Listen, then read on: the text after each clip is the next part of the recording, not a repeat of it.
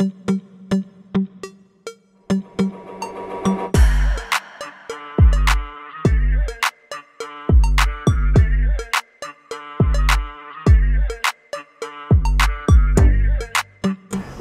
2023 itu memang kondisinya buruk ya, dan itu sudah kita rasakan sekarang sebenarnya ya. Global itu sekarang sudah buruk. Kalau kita baca di berita gitu ya, mungkin nggak Indonesia itu mendapatkan dampak langsung di 2023 mengenai resesi yang banyak diberitakan di berita seperti sekarang ini, Om? Memang ya, ini semua orang udah ngomong ini ya, Pak Presiden, Bu Menteri ya, itu sudah banyak mengatakan tahun 2023 itu tahun yang gelap. Turki ya itu inflasinya udah lebih di atas 80%, mendekati 100%. Artinya harganya itu udah nggak keruan-keruan lah. Karuan ya. Hai Workers, masih inget dong dengan konten kita minggu lalu bersama Om Pit? Tenang aja, di minggu ini kita masih akan bahas seputar resesi bersama Om Pit nih. Tonton sampai habis ya.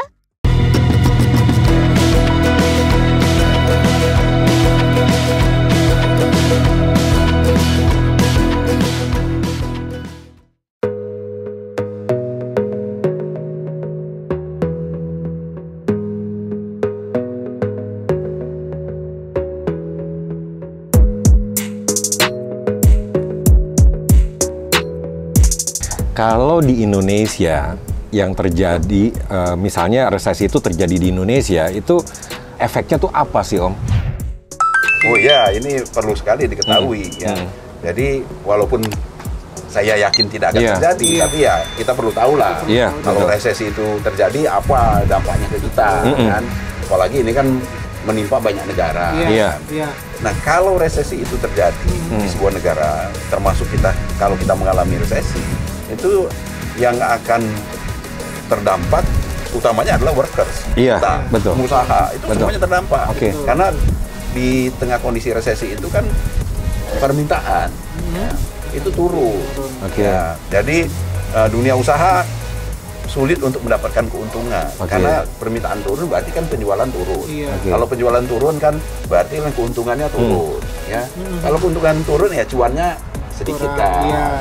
Sedikit banget. Dan kalau permintaan penjualan turun itu ya perusahaan-perusahaan biasanya melakukan mengurangi efisiensi mungkin mengurangi pegawai. Ini ancaman. Makanya di tengah resesi itu seringkali terjadi itu adalah gelombang PHK. Gelombang PHK.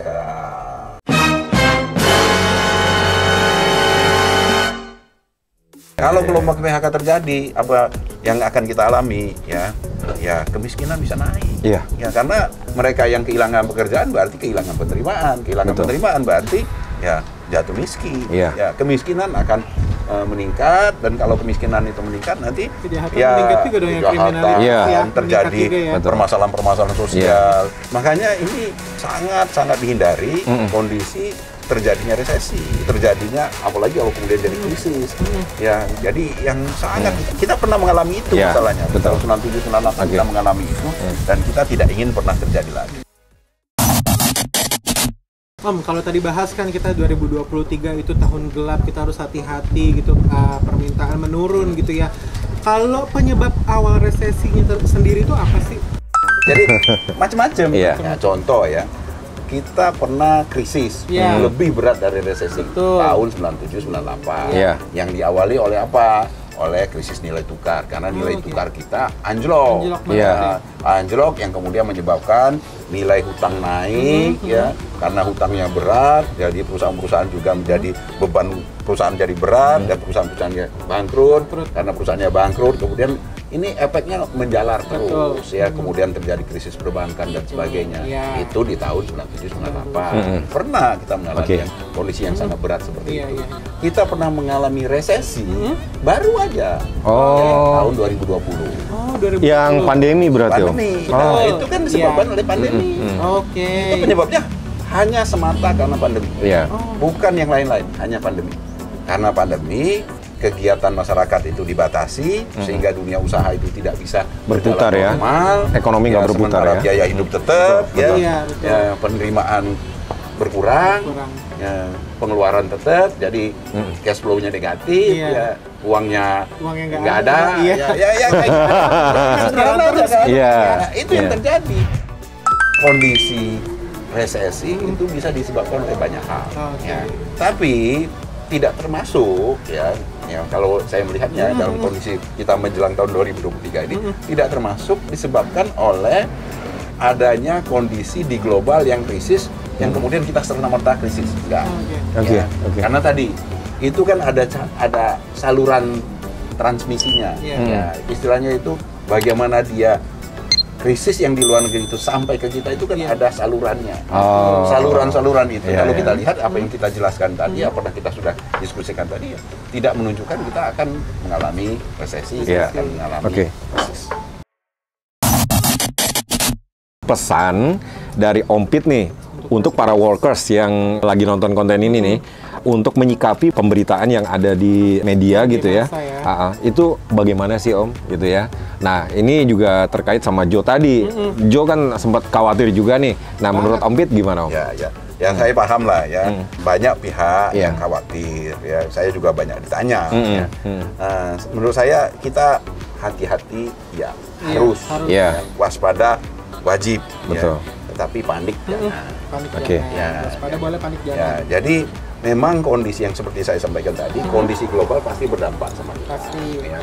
Kita tidak mungkin bisa tumbuh tinggi kalau kondisi krisis terjadi di global. Kita pasti akan terdampak, sedikit banyak pasti terdampak. Pertumbuhan ekonomi kita diperkirakan tidak bisa mencapai target yang tinggi. Tetapi kita mesti tetap tumbuh positif. Perekonomian kita masih tanda kutip baik-baik saja. Ya, cuman tidak sebagus kalau kondisi globalnya bagus. Betul. Ya.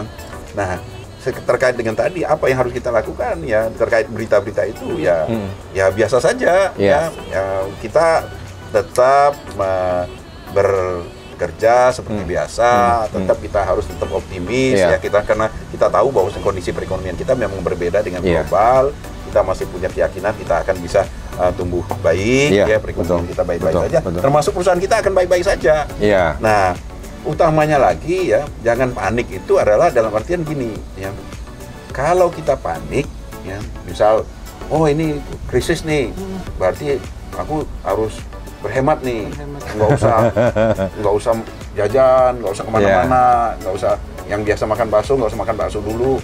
Kalau semua berpikir seperti itu, justru kita menciptakan krisis, menciptakan resesi. Gitu, ya. Dalam bahasa kerennya nih, namanya self-fulfilling prophecy. Ya, jadi krisis yang terjadi dikarenakan kita membayangkan akan terjadi krisis. Betul. Dengan cara kita melakukan tindakan-tindakan yang justru membuat perekonomian kita nggak bergerak. Kalau semua kita menahan konsumsi, kita semua tidak melakukan investasi, ya karena tadi uang adalah segalanya, kita simpan taruh di kamar, nggak kemana-mana. Ya tukang bakso akhirnya nggak ada pembelinya, nggak ada pemasukannya. Kafe saya juga sepi, gitu loh. Karena sepi akhirnya saya terpaksa harus mengurangi karyawannya. Apa yang kita bayangkan tidak itu. Jadi kita biasa-biasa aja lah. Tetap aja yang mau jajan bakso, yang mau ngobrol-ngobrol, nongkrong di kafe, tetap aja nongkrong di kafe. Mau nonton, tetap nonton. Tapi ya itu sesuai dengan kantor masing-masing. Jadi intinya itu bisa dibilang kita nggak usar panik. Nggak usah panik workers. Kalaupun mau hemat ya udah hemat seperlunya aja gitu, standar aja gitu. Jangan yang biasanya belanja lebih ya mungkin agak dikurangi boleh. Cuma kan jangan sampai mematikan perekonomian kita juga gitu kan. Jangan panik deh intinya ya. Oke Jo, seru banget nih. Tadi itu kan, tapi gue masih penasaran soal resesi, tapi itu kayaknya bahas di konten selanjutnya deh. Iya betul. Oke, saksikan terus di Satset langsung dapat kerja di Workers Media.